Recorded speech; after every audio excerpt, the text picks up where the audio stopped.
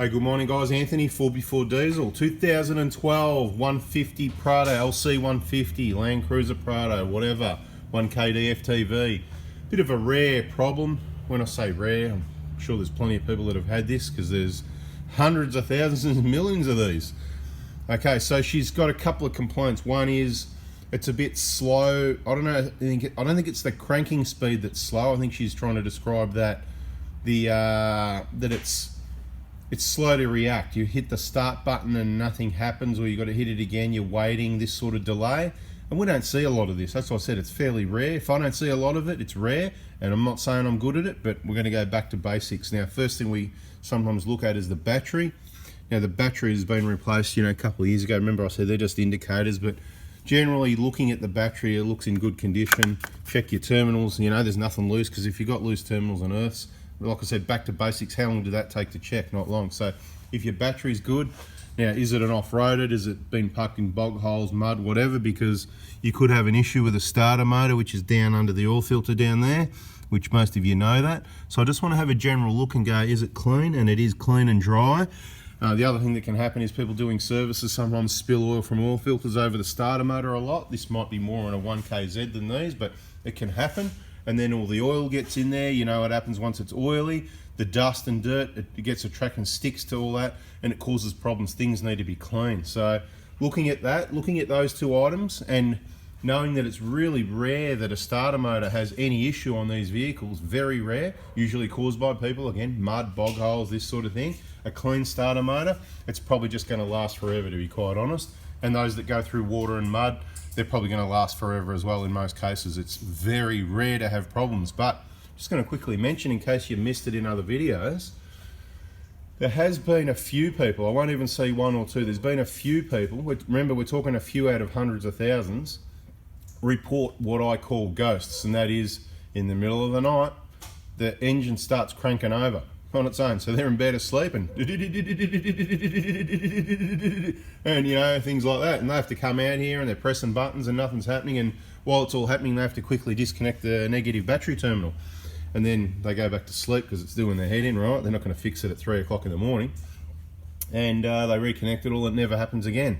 Well, for some people that happened, and for other people it happens again a year later, even after a new starter motor. So we think that it's water related. The pattern seems to be, with the only few we've heard about, is people that have been full driving, or they've been full driving and then washed the engine bay down, all the mud and crap. So we think it may be water related, seems to be the pattern.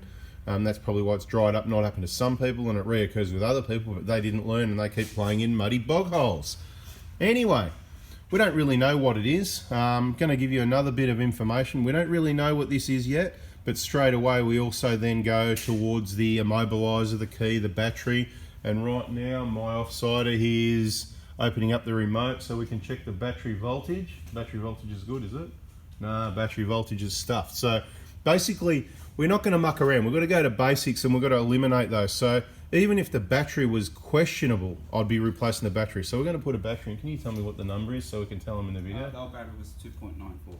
2.94 volts, and they're meant to be 3 volts, yeah? Minimum 3. What's the part number on these ones again? 20... Is it a 20? Yeah, I don't know. There's a few different ones I've used over the years. So I get the 2025s and 2032s and 2016s and all this. 1632, that's right. 1632 for these. Remember that one. CR1632, right? And there's obviously, if you Google that, you'll find other numbers. Different brands' batteries have a slightly different number, but it'll do the job. Use quality brands, because these are the type of battery you want it to last and stay strong and work well. So first thing we're going to do, we're going to get a battery into it and we'll see what happens. Now, I'll add one other bit of information into the mix. The story goes, someone was washing the car, and since then, whenever you open the door, there's a bip noise, right? So the bip that if you leave the key in there and you go to get out, well, as soon as you haven't got the key in the car, as soon as you open the door, let's just do a little test here, mate. Can you press lock? Lock the car. Let's just pretend it's all locked up. Okay, so it's locked. Okay, can you please unlock the car? It's got an alarm or something as well. This changes the mix, doesn't it? Okay, so it's a lot could be due with settings. Can you please, without getting in the car, can you just open the door and let's see if it bips? Let's see if we get a bip noise.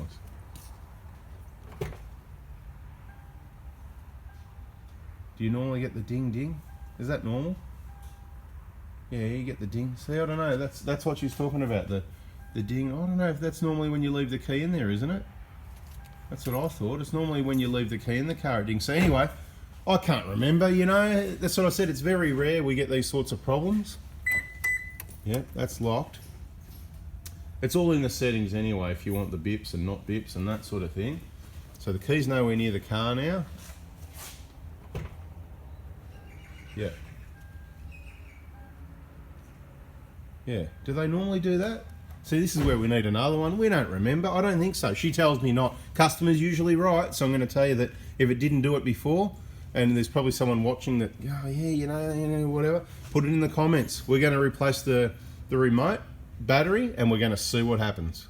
All right, so we've changed the battery in the remote and there's no change in what's happening with the vehicle. We're going to try and start it a few times, and so we'll get around there to the push button and see what the go is. So the key's sitting down there in the drink holder, just like it's in your pocket, no buttons getting pressed. Let's hit the start button and see what it says. Well, that worked. Let's try it again.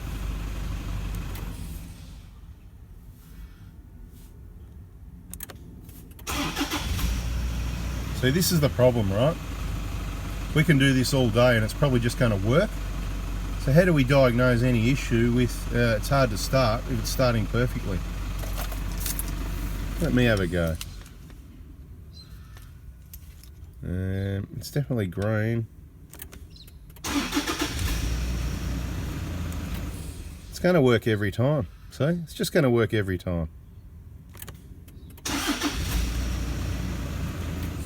And the good part about that is I can confirm that there's nothing wrong with the starter motor and there's nothing wrong with the battery.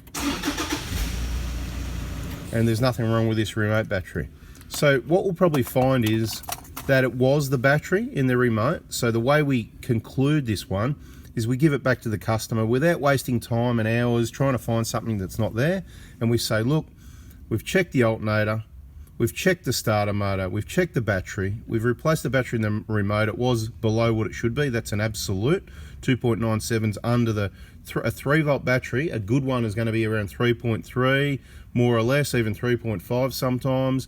3.2, 3.1's even getting down. 3's really low. Under 3's rubbish. So it was a rubbish battery. So let's hope. I'm pretty confident that it's going to be that battery that solves the problem. But again, we're going to have to try and remember to reply to you in another video and let you know. And as far as all the beeping goes, I don't know how it can change with the car wash, but we can go into our diagnostic tool and change those settings in customize. And if people don't like the beeping, we can get rid of it. Just the small amount of time it takes to get rid of it is what we'll charge to do that. Now we're going to move on to some other work with the vehicle and inspection, which will be in another video. So if you like this information, subscribe, turn the bell on, give us the like button, and share the videos and the information around. And bada bing, we'll get on to the next video. Thanks for watching, guys. See ya.